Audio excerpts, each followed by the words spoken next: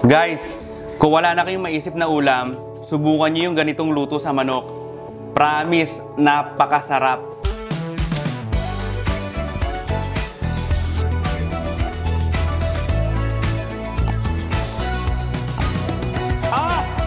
Napakadali lang lutuin ito guys. Pagsasama-samahin lang natin itong soy sauce, lemon juice, fish sauce or patis, brown sugar, oyster sauce,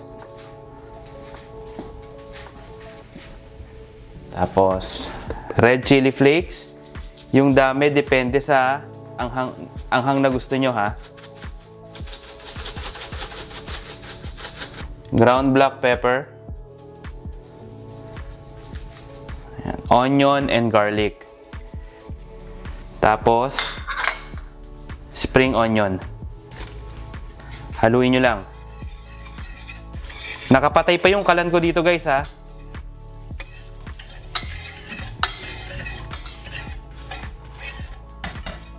Tapos ilalagay na natin tong chicken thigh. May buto yung gamit ko rito. Pero kung ano yung part ng chicken na gusto nyo, kung chicken breast, yun ang gamitin nyo. Kayo naman ang kakain eh. Yan.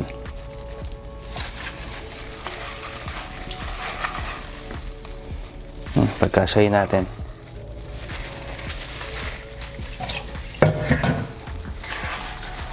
Tapos ano nyo lang.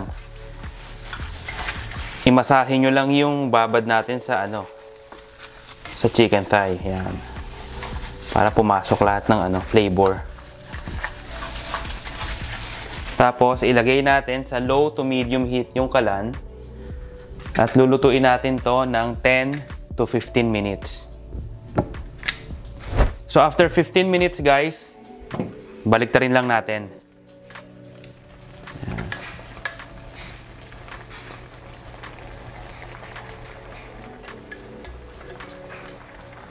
Tapos, lutuin pa natin to ng mga 10 minutes.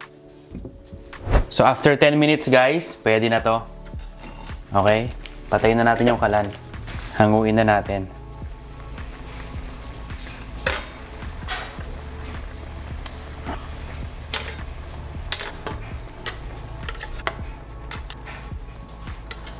Palamigin muna natin itong chicken thigh bago natin prituhin.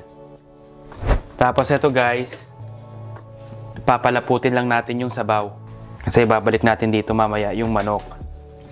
Yan. Salted butter nga pala yung nilagay ko ha. Tapos, ito optional. Dark soy sauce. Pampakulay lang naman to. Hindi to masyadong maalat. 1 teaspoon lang yon.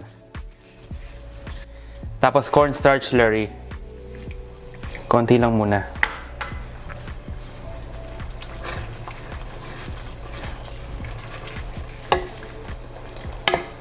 Kapag nakuha nyo na yung consistency na gusto nyo, pwede na yon. Ako, ayoko naman ng sobrang lapot eh. Yung ganito lang pwede na. Yan. Set aside muna natin to, tapos magprito na tayo. Okay guys, pag mainit na yung mantika, prituhin nyo na.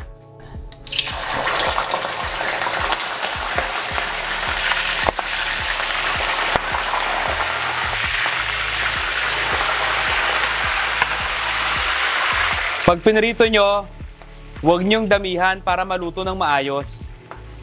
Huwag nyong i-overcrowd yung yung pan. So after mga 2 minutes, pwede nyo nang baliktarin yan.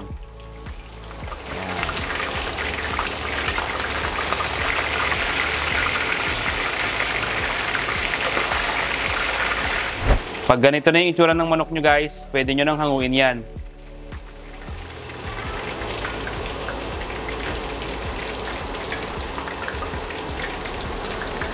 Apo, Diyos ko po, ang lakas yan.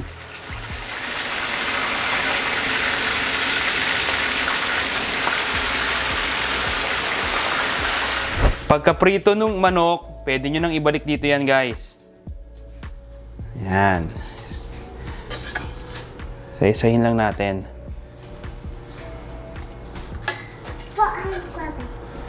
Grabe naman to, Atling. Oh. Tapos, lalagyan natin ng toasted garlic.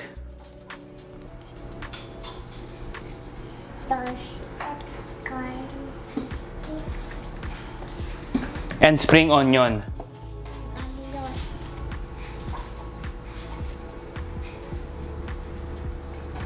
And then that's it, guys. Tara, kain tayo.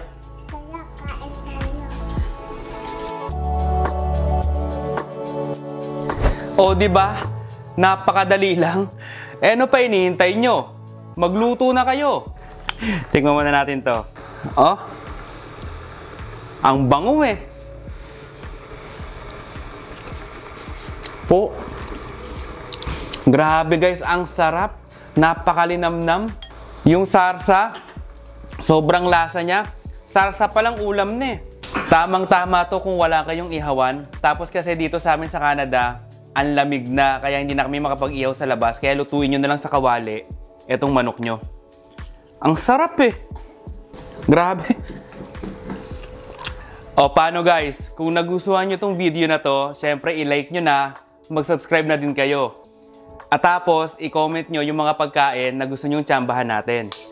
Basta lagi nyong tatandaan na ang luto, mas sumasarap yan kapag patsamba-tsamba lang. Kita-kita tayo next week guys. Po. Sarap! Sarap!